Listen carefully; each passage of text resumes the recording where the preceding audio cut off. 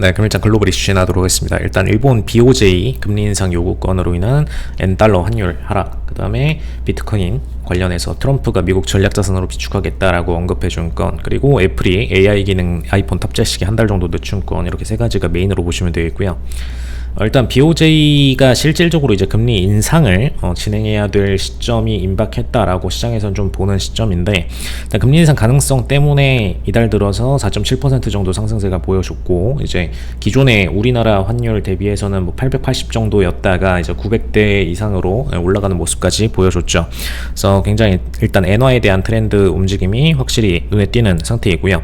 일단 최근 들어서 이제 해외 채권에 대한 부분들을 일본이 어떻게 회수할 거냐 라는 뭐 얘기들도 있었고, 그 다음에 이제 고금리 통화자산에 투자한 엔캐리 트레이드 자금 빠지면은 글로벌 자산 시장에서 변동성 커질 가능성이 있다라는 부분, 요것 때문에 이제 엔화에 대한 트레이드 포지션들의 거래량 자체도 증가를 한 상태입니다. 그래서 그 부분 참고하시면 되겠고요. 트럼프가 이제 비트코인 미국 전략 자산으로 하겠다라고 언급을 해준 상태인데, 이제 이 얘기를 들어간 거는 이제 비트코인 컨퍼런스에서 진행을 했었고, 사실 이제 본인의 투표를 조금 더 얻기 위한 그런 공격적인 투자들의 표를 얻기 위한 그런 액션으로 보셔도 될 것 같습니다. 실질적으로 이제 본인이 대선에서 당선되고 나서 이런 정책들을 취할지에 대해서는 좀 미지수다라고 보시면 될 것 같고요.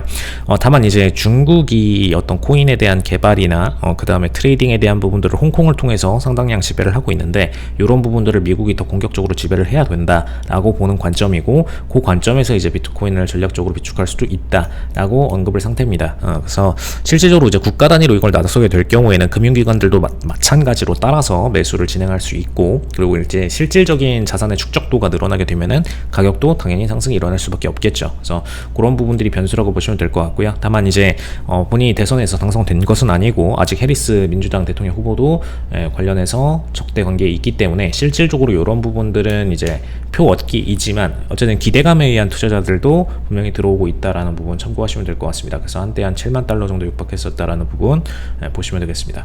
그다음에 애플이 이제 AI 기능 아이폰 탑재 시기 한 달 정도 늦춘 상태인데, 최근 들어서 이제 AI 업계들한테 굉장히 많은 협업을 진행을 제안을 했었죠. 그리고 이제 AI 기능에 애플 인텔리전스를 탑재하지 않고서 소프트웨어 업데이트 통해서 AI 기능을 10월 정도에 배포할 예정이다, 이렇게 언급을 한 상태인데, 그러니까 아예 이제 신규 아이폰에만 탑재를 하는 방식이 아니라 그냥 이제 새로 배포하는 방식으로 보도를 했었죠. 근데 이제 새 운영체제인 iOS 18, 그 다음에 아이패드 OS 18은 예정대로 9월에 아이폰 16 시리즈와 함께 공개를 할 건데, 근데 그 이후에 실질적으로 이제 AI 기능을 배포할 가능성이 있다 정도 참고하시면 될 것 같습니다.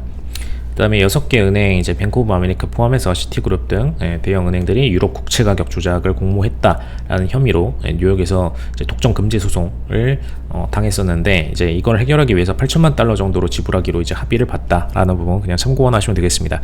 어쨌든 이제 은행들은 지출 금액은 생겼기 때문에 이익 장부에서는 이 부분이 마이너스가 되겠죠. 네. 다만 이게 뭐 크리티컬하게 주가를 당장 뭐 폭락시키고 기업의 흥망성쇠를 좌지우지할 만큼의 뭐 금액은 아니기 때문에 8천만 달러 정도면은 충분히 감당 가능한 금액선입니다. 그래서 이런 부분은 그냥 스킵하고 넘기시면 될 것 같고요. 금융주 거래하시는 분들은 해당 종목은 변동이 소폭 생길 수 있다라는 점 참고만 하시면 될 것 같습니다.